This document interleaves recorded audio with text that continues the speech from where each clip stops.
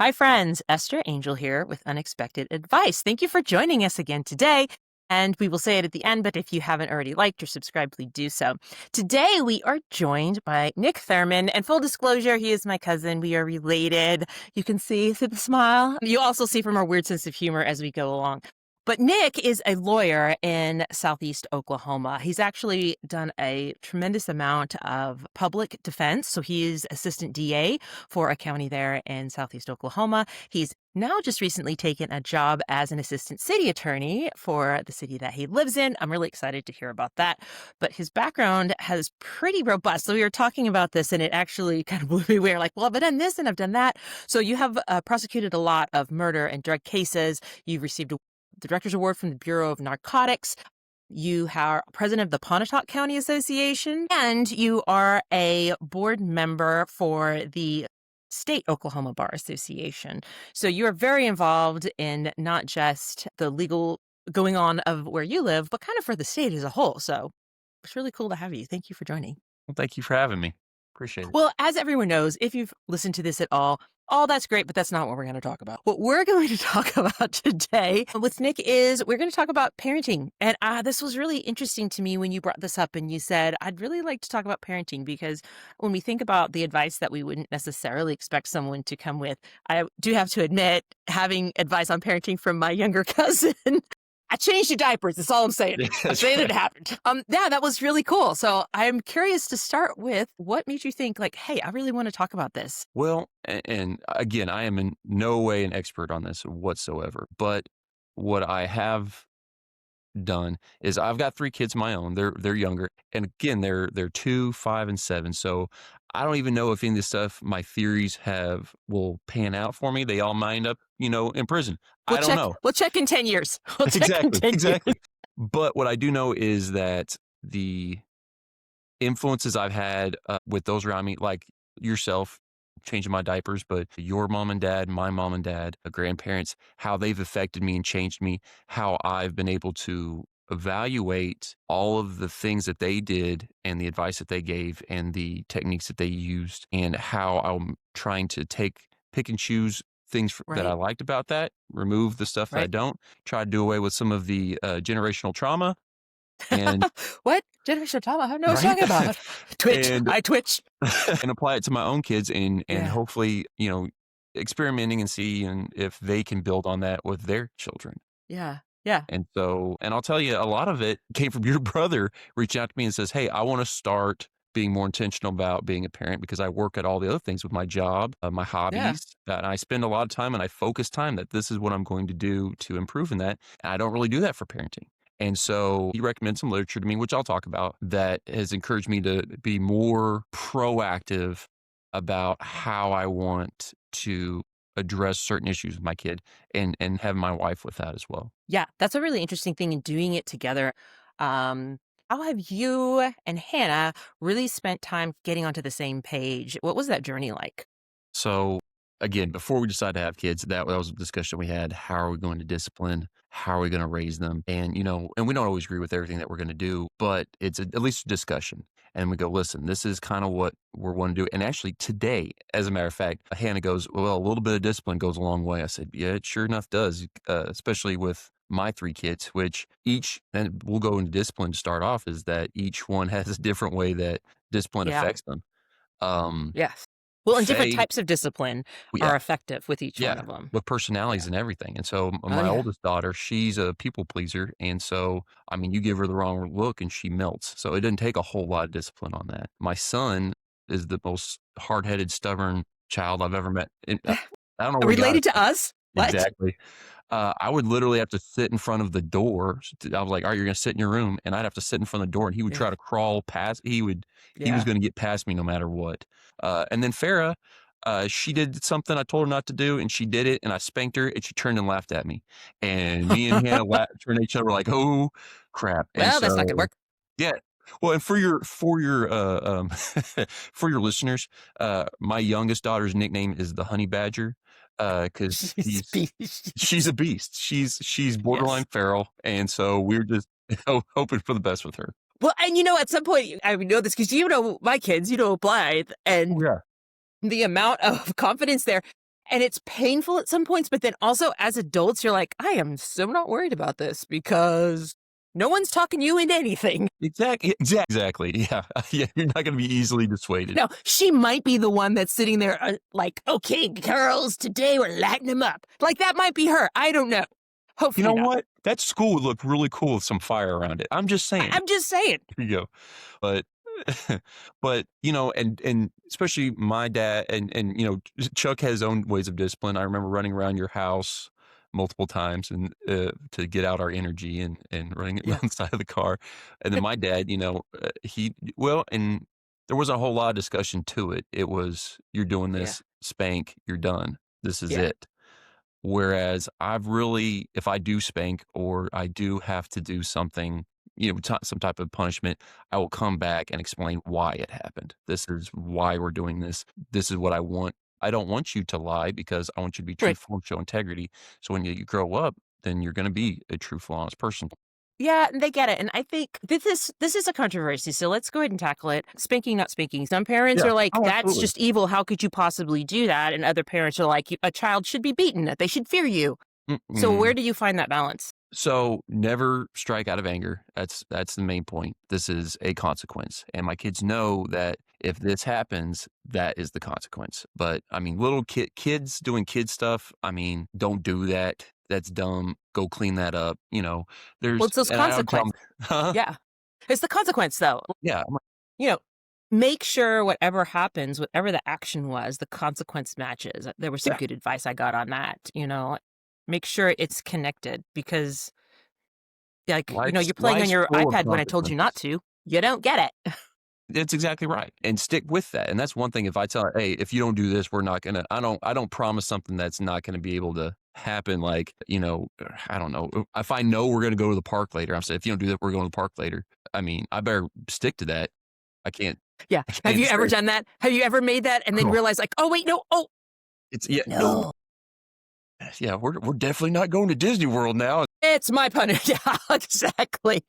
Well, here's the thing, though. Sometimes when you say those things, I realize afterwards, I'm like, this was a me punishment. This wasn't really Yeah. you Yeah, punishment. Dang it. definitely. But again, it's not all about discipline. We've got to make choices that are going to benefit these children, and they're not always the best. Again, it's not always the best decisions for us.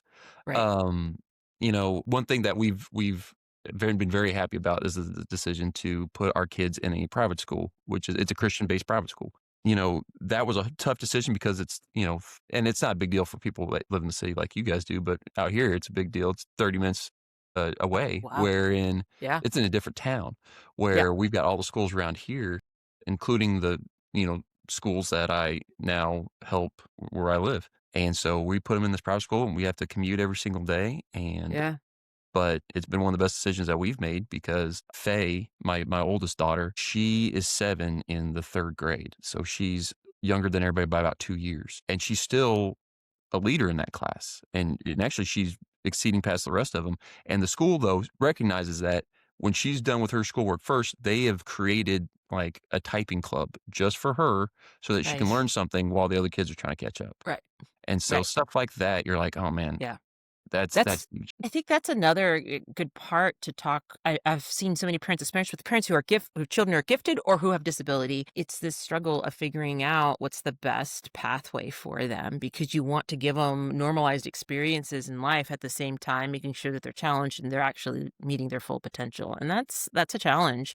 So how have you evaluated that for your kids when it comes to making some of these decisions and Hannah go about thinking through these things?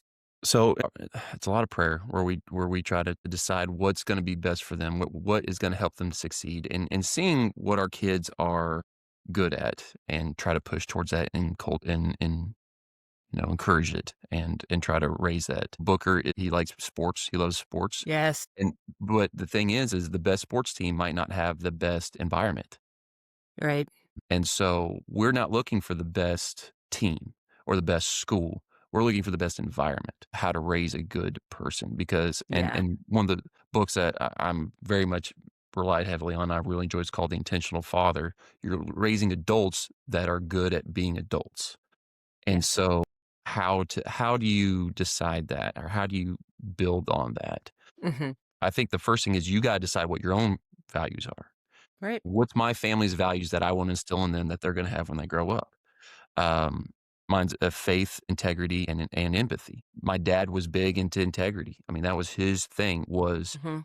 he gave an integrity award at the basketball camps he would coach, and it was, do what's right even when nobody's looking, and I instill That's that in every one of integrity. my Yeah. kids and tell Yep. them, I said, "What's integrity?" And they'll all be able to tell you. They gotta have faith that, God's gonna take care of you and then you're gonna have empathy, you're gonna love others. And that's just, that's especially confidence is not an issue with Faye or Booker or Fair for that matter. They're full of I think it's a byproduct. confidence. I think confidence is a byproduct of these things.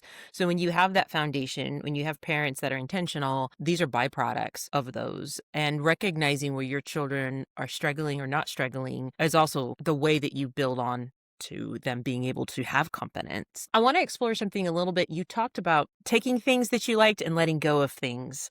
And coming from like generational trauma, I know you have some in your dad's family that was just like this crazy, crazy stuff.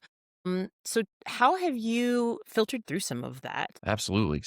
I build on a lot of what my mother encouraged and taught and raised us. And she passed away in 2019 from cancer, but she was a big motivator in me wanting to be a good parent. And my dad, he was a basketball coach, and so he was gone a lot of the year. Once basketball season hit, he was gone for 2 weeks at a time, every 2 weeks. And then when off season hit, he was gone for recruiting trips and he had opportunities to go coach in lots of different countries and everywhere else, which was great, but he wasn't always there with us. I mean, we still did some vacations. I mean, I'm not saying he wasn't there, but him being present, he was a workaholic. His job was to work. But again, his dad was terrible to him. He was abusive, Yeah. and yeah, abusive is probably the best way to put Yeah, it. but abusive is the best word. And your dad really overcame a lot of that, which is He did. incredible thing to see someone overcome and then another generation, and then you're gonna see that continue to pass down to where you really broke that Well, cycle. and I was so mad at him for a long time because of, how growing up that he did this and he did that, or he didn't do this, Yeah. he didn't do that. Yeah. And I remember growing up going, "Well, I'm a parent, I'm never gonna do that." But I've tried to be real intentional in not doing a lot of stuff that I didn't like. And so I knew that I wanted my dad there and he wasn't there a lot. So when I first started as an attorney, I worked private practice. I was working 80 hours a week. 7 to 7. I had a new daughter. Faye was just born, and I was under a lot of stress. And so I made the decision that we're going to move our family out of Oklahoma City and go to a smaller town where I had set hours. I wasn't going to make the same money I was making, but my hours were 8 to 4. And my boss told me, "Hey, if you've got a program or you got a thing that you got to go to, Yeah. you go to that. That's huge. The stuff is here. We're gonna take That's care of it." yeah. I was home when I was home, and that has been one of the big things I have built on from what I didn't necessarily have. And then my mom was she was a big loving person, and she loved everybody, and she took everybody in. We had recruits, we had you guys. I don't know Yeah. how many of y'all ended up living with us. At one point in time or another. We had foreign exchange students. Yeah. We had foreign players. They all lived with us, and they all felt like she was their mom. And the thing that never made sense to me was I had, everyone felt like she was a mom, but I never felt like there wasn't enough love to go around. Right. Yeah. I I never felt a lacking of love from her, even though everyone felt love from her. And so that's something that I wanted to build on. That's one something I did want Yes. to take, and I wanted everyone to feel that love from me, and so and that joy. And so I've continued to try. That's one thing I've been trying to focus on and bring that to my own parenting, and then also be a father there. And Something that I think is interesting that is the good things that you bring from your parenting experience. I think seeing confidence in your parents. I think your parents are very, especially your dad, his ability to tell stories to motivate people. What are some things that you've taken away from your parents and you've carried through to parenting and your parenting philosophy, or just tips and tricks? so, yeah. So my dad was big, like you said, big on work ethic, Yes. proud of his work product, and his people skills was bar none. And Yes. in fact, one of the things that he encouraged me was, well, he used to say, he goes, "You argued me so much, you're becoming a lawyer. Like that's not a decision, you're going to become one." Yeah. And I always thought that was dumb, but then, look me, I became a lawyer and he guided me that way and encouraged me to do that and actually said like one of his friends that he one of his best friends, a family friend of ours, is an attorney, and he encouraged me and set up for me to and see if that's what I wanted to do, and realize that that is what I wanted to do. And so that type of encouragement, I think, was huge. I think his ability to read people, but then give that encouragement and those insights and allow people to explore that on their own. And I think that as a parent, it's critical. You have to recognize the uniqueness of each kid and Mhm, where they excel and then encourage them into the areas where they excel. mhm, mhm. And Yeah. and I mean, some of these books, they'll encourage you to, when your kids get a little bit older, to take the personality test, see where they're at, and see Yes. what Yeah. they're good at. And help evaluate them. And that goes into, sports too, which, Right. Hannah's dad very much encouraged her to, you're not playing any other sports. This is your sport. And we're going to do this. And that's it. Interesting. Okay. And because of that, Yeah. she was like, "Oh, I'm not gonna play that sport." And so, she was very anti-sports after that. And so, pushing too hard is definitely something that you have to balance. So, Yeah. Booker's great at sports. I'm gonna let him play sports, and whatever he wants to play, I'm gonna encourage it to him, and obviously, I've got a leaning towards basketball, but I'm not gonna force him into it. But if he wants Yeah. to, then we'll go for it. Yeah. So, Let I'll try help all the him out there. things. Yeah, you try. I mean, we're still like, I think Blythe, we finally found tennis. Like, she really enjoys tennis. But you know how many sports we had to go through that child to Well, figure yeah. it out? But you knew that okay, you've got athletic ability. You need to be Yeah. doing something because You have to learn how to move your you gotta body. find it. A is an incredible she's an incredible reader, she's an incredible leader, she's one of those people that can speak and people are gonna listen, and she's gonna encourage them one way or the other, whether it's good or bad, but she's going to. So, Hannah's already like, "Alright, she's gonna be our lawyer," and I'm like, "Well, she's probably right." Like, she's very Yeah. good at that, and seeing that early and encouraging that and trying to push things in there that we know that she's going to excel at. Yeah. So, Yeah, absolutely. Well, and your mom was a really she was a fascinating human. She was one of those, great people I was privileged to know in my life, and there was always something that I admired a lot about your mom, and she's inspired me, is really grabbing life by with both hands, and life in all of its glory and pain and every bit of it, and I think that's a part of what made people around her feel loved, was because she was present and she grabbed everything that she could out of it. So I I found that something I took away, and even for my kids, like, let's grab life. We've got one life to live. Let's make the most of it. Make your life have meaning within that, and for whatever that means for you. So I'm curious, are some of the things, because your mom was such an impactful person. She was so influential in the people that knew her. well, and I think, you know, like you said, it influenced you, my dad influenced you, and I'll say your dad influenced me, you influenced me. It takes a village to raise your kids. Man, yes. And it doesn't have to be blood related. It just has to be the people that you're around are going to pour in them whether you like it or not. And so encourage them. We've got our church group and they got their own Yeah. kids and they pour into them. And Booker, it was after a basketball game and I was running through the lines, giving all handshakes and Booker was acting like a punk because they lost. Mm, One of my sorry. buddies goes, "Booker, no." Booker turned around and did what he's supposed to do. And he was like, "Hey, man, I didn't want to overstep." I'm like, "Listen, I would do the same thing for your kid." I said, "I Yeah. want you to do that because if they're not doing what is right, then I need someone that's going to back Yeah. me up on that." And It's not just you. You're not the only one out there with this philosophy, and that reinforces that. Like, mhm, dad really does know what he's talking about. yeah. Well, and it goes into your kids need to know the history of you and your family and why you are the way you are and why the way your parents Yeah. are. That Yes.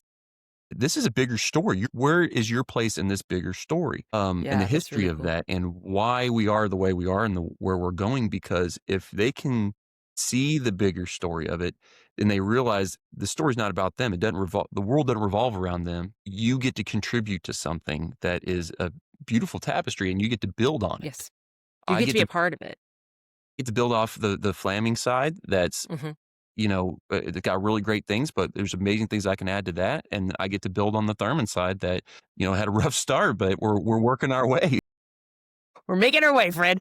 I mean, there were great things too, I think, on both of those. I like that as well because it creates vulnerability. I think a lot of parents feel like they can't.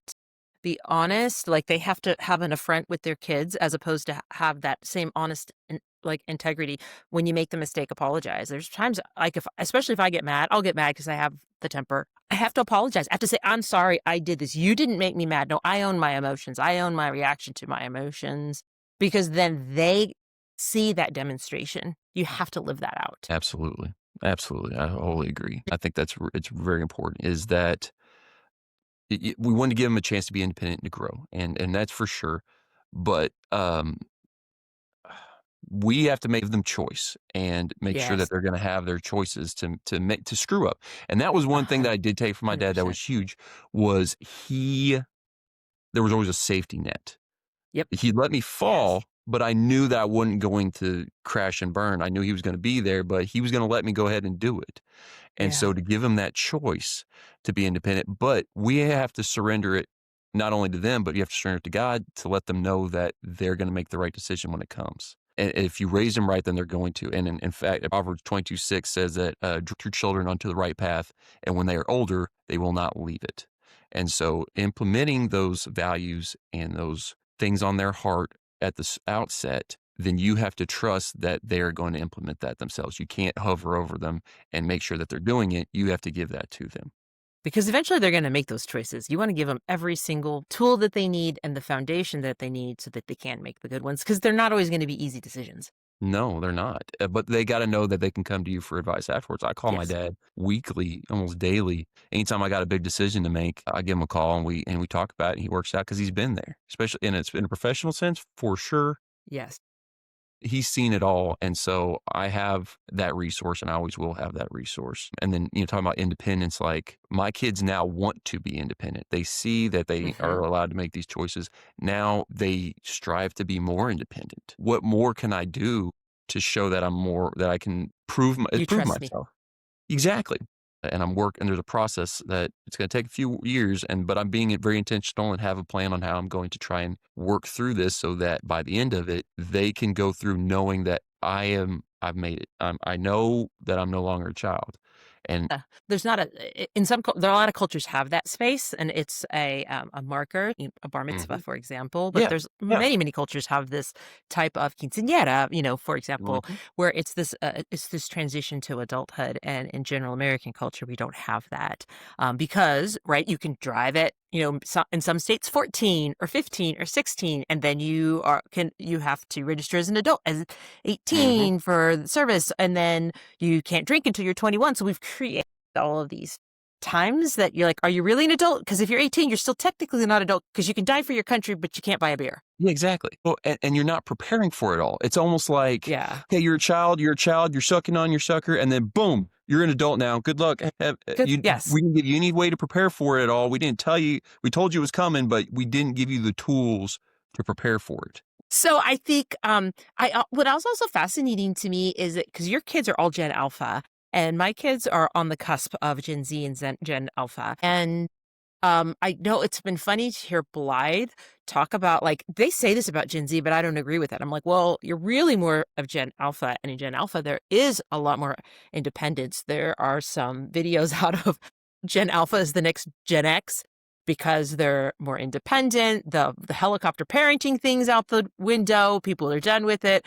They're tired. All of Well, us that's are like, interesting. no, thank you.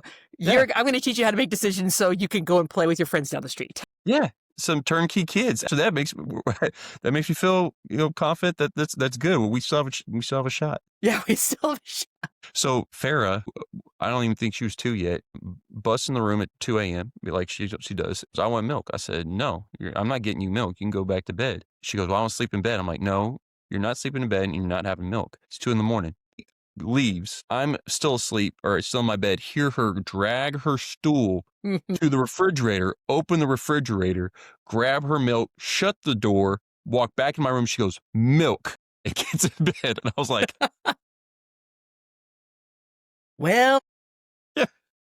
I was like, touche. All right, fine. I mean, okay. It was always funny to me because Blythe was that independent. Like, she wants to figure out that she can do it. She refused to let you do it.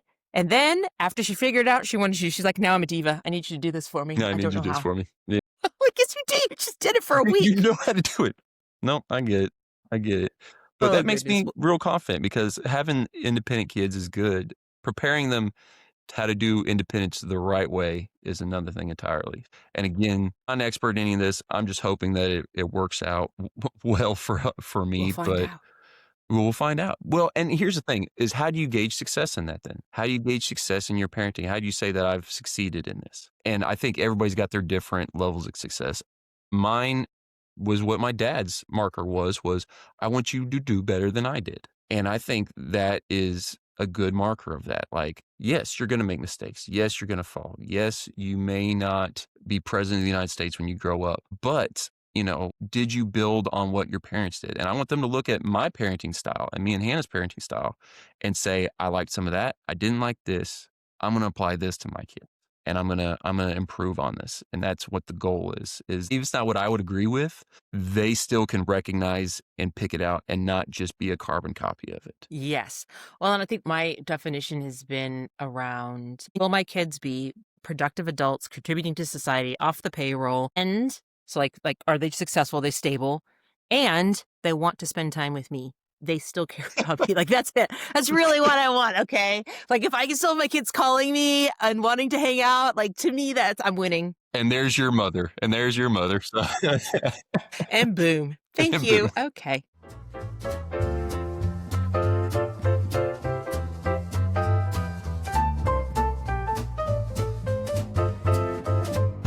Here's my question, and we can cover a couple other things, but you have been a lawyer for a while and you are now still young in your career. You still have a lot of career left ahead of you.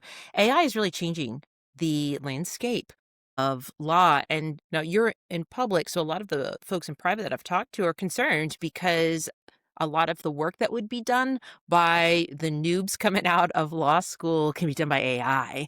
And so they're concerned that, hey, how are we going to continue to educate? And how do you become a good lawyer by doing that work so you understand what a good and bad contract is, for example? So what advice do you have, or what thoughts do you have to share with people considering a career in law? Yeah. Well, I think every lawyer out there will say hey, I want to be a lawyer, and they say, don't do it. Just don't do it. It's a bad idea. Do anything else. Be a doctor. No, I agree. That is a huge concern for private practice, and especially new coming out of law school that wanted to get into private practice Yeah. because contract law, will and estate law, even some of the divorce law, it's going to be dominated by AI. Mine, criminal law doesn't affect too much because the main issue is who did or didn't do it, and that's it. There's due process rights that will never go away. There's always going to be a right to a jury trial. There's always going to be boots on the ground. I've been a prosecutor for 8 of the 10 years I've been practicing, and in that time, I haven't had to use AI as much because one, the evidentiary legal issues have been more or less sussed out by the Supreme Courts and by your own state courts. And so there may be little tic-tac things about whether or not this was a violation of Fourth, Fifth Amendment rights, which, AI can help you kind of do with research. And I've used AI for Hmm. research in that sense. But when it comes to, I still have to present that case to a jury trial, to 12 people that need to In hear it person. in person. Yeah, in person, that will hear what I have to say and see the evidence that I have to put on and decide whether or not that's what happened. Yeah. AI's help generating visual aids as far as, hey, because, we get a bunch of data and then we were able to convert that data into, a map or ping points of their telephone usage on their way to the Sure. murder or the crime, or wherever that is. And so technology is awesome in that sense. But if you're coming out, I'd almost encourage to go into the governmental sector, whether that's public defender or prosecution, and there's lots of opportunities to do that. And it's great experience because I initially left prosecution to go do private practice, Oh, which okay. I had no experience. I had a little bit of experience in civil practice, but not as much as a lot of my um, classmates, but I was hired by a very successful firm for the only reason was they knew that I could handle myself in a courtroom, and that's it. Sure. And so the fact that I can go in front of a judge in any county in the state of Oklahoma and make an argument and ask for something and not be terrified to do it is a huge benefit. And so if you're coming out of law school, I highly encourage you going into public sector to start off. You don't have to stick there forever, but it gives you a great basis. It gives you great networking because most of those people are also on either side of you will not remain there. Uh, yeah, for sure. Excellent. All right. Well, I really appreciate it. Thanks for your time, Nick. And yeah, we'll be checking back in like 10 years and seeing how it turned out. Exactly. So you'll see my kids' mug shots. It'll be great. President, Booker T for president. That's Woohoo. right. That's right. Thank you for joining us today on Unexpected Advice. If you haven't already, please click like and subscribe to whatever channel you're listening to so you get notified each time we post new content. We look forward to seeing you next time.